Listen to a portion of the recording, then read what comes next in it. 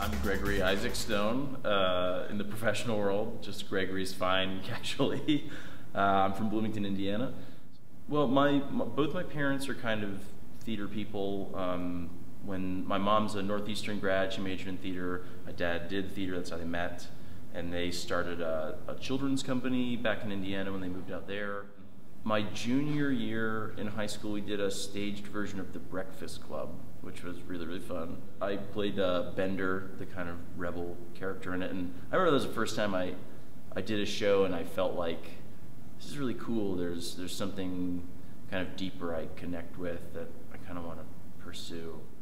I've been exploring I went to Boulder yesterday for the first time. I went hiking at Mount Sanitas, which was pretty.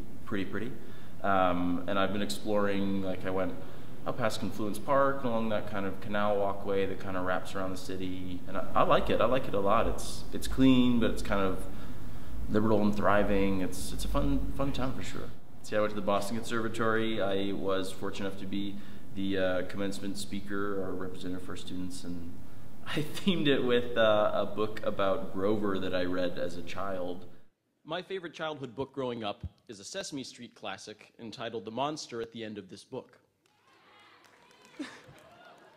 In it, the main character Grover learns there's a monster waiting on the very last page.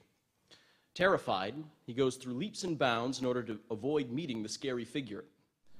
Just sort of the idea that, no matter where you go, you're always there, and the kind of demons you come up against or things that are scary day to day or larger will always kind of reside in you. And so what happens? Is Grover brutally murdered? Of course not. As it turns out, the monster was lovable, furry old Grover himself.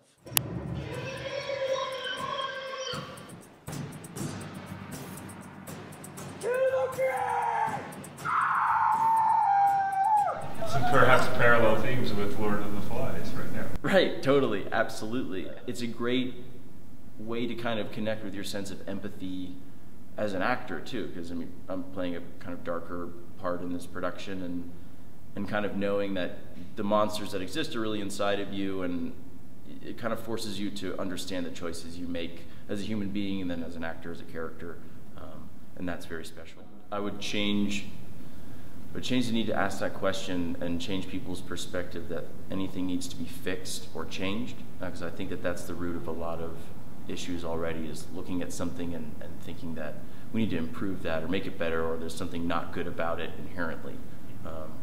I think that would be something that I would try and give everyone a paradigm shift for, and kind of approach things from this just is, and it must be okay, let's move on from it.